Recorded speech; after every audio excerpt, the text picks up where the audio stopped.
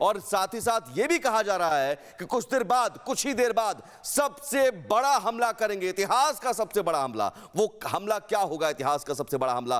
क्या वो बड़ा हमला अमेरिका और इजराइल के लिए खतरनाक होगा? यह बहुत बड़ी बात है।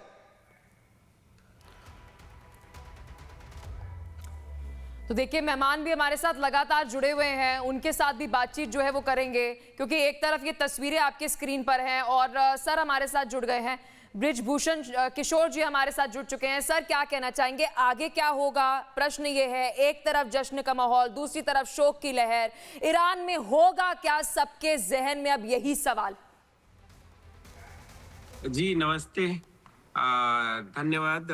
रिपब्लिक भारत सचमुच हमारा प्राउड है और मैं बहरीन में 25 सालों से हूँ और यूएस बेस के पास में ही हमारा एकोमोडेशन है। ये एरिया जुफैर कहलाता है और कल 12:30 बजे से जो माहौल चेंज हुआ तो रात्रि में तो करीब करीब जुफैर खाली हो गया, ब्लैकआउट भी था और हम लोगों ने आंखों के सामने गिरते हुए मिसाइल्स को देखे, न्यूट्रलाइज होते हुए देखा और कल रात से ही हम सब लोग जुफैर खाली करके, और मैं अभी अपना फार्म हाउस में हूँ और हमारे साथ में कुछ 10 परिवार और भी है और ऐसे भी हमारा 500 भारतीय परिवारों का एक महापरिवार है, समस्त परिवार मिलन।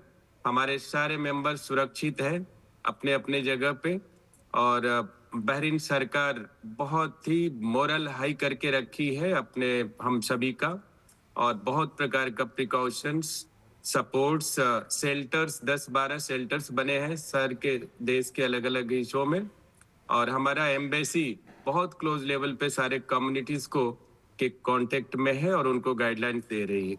बिल्कुल बृजभूषण जी, हम भी चाहेंगे कि आप लोग सुरक्षित रहें और एडवाइजरी भी जारी की गई है, लेकिन आपने कहा कि यूएस बेस के ठीक आप बगल में हैं। कल जो अटैक हुआ था वो आपने देखा या फिर आपने आवाज सुनी होगी धमाके की? आंखों से देखा और धुआं भी देखा, पूरा काला होते आसमान, सब कुछ देखा, आवाजें भी सुनी और बड़ा अफसोसजनक है कि बहरीन एक बहुत पीसफुल कंट्री है, बहुत प्यारा देश है। हमारा भारत तो स्वर्ग से सुंदर है ही है, कुछ सिमिलर ये दूसरा देश है हमारा हम सब के लिए। आप जहां हैं वहां आसपास कितने और भारतीय परिवार रह रहे हैं?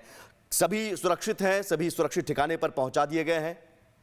सचमुच सौभाग्य, सारे भारतीय सुरक्षित है, नहीं तो अभी तक सूचनाएं आ जाती। मैं तो अभी अपना फार्म हाउस में हूँ लेकिन सभी सुरक्षित है।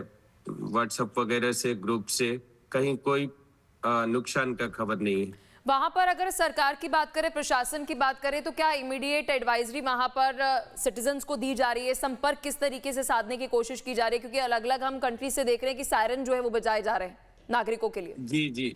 जी, बहुत माइक्रो लेवल पे इन्होंने पहले से ही तैयारी करके रखा है। सारे हर एक मोबाइल में मैसेज आना, अलर्ट आना और जैसे मिसाइल्स, ड्रोन्स कुछ भी आते हैं तो इंटरसेप्ट होने के पहले ही इधर मैसेज आ जाता है, अलर्ट आ जाता है और बहुत माइक्रो लेवल पे और टेक्निकली भी, टेक्नोलॉजी के हिसाब से भी हर एक नागरिक के पास अलर्ट आना, मैसेज आना, एडवाइजरी आना, कहाँ रहो, कैसे रहो, क्या क्या सामान साथ में रखो, बहुत ही माइक्रो लेवल पे।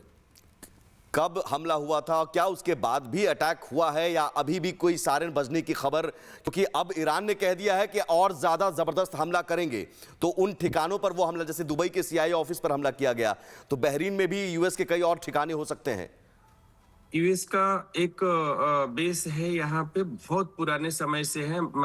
हो सकता है कि ये गल्फ का पहला बेस हो, मैं 100% नहीं हूँ लेकिन शायद ऐसे ही होगा और जो है टारगेट उनका वही रहा है, वहीं पे उन्होंने चालू किया है लेकिन बाद में फिर रिहायशी इलाकों पे भी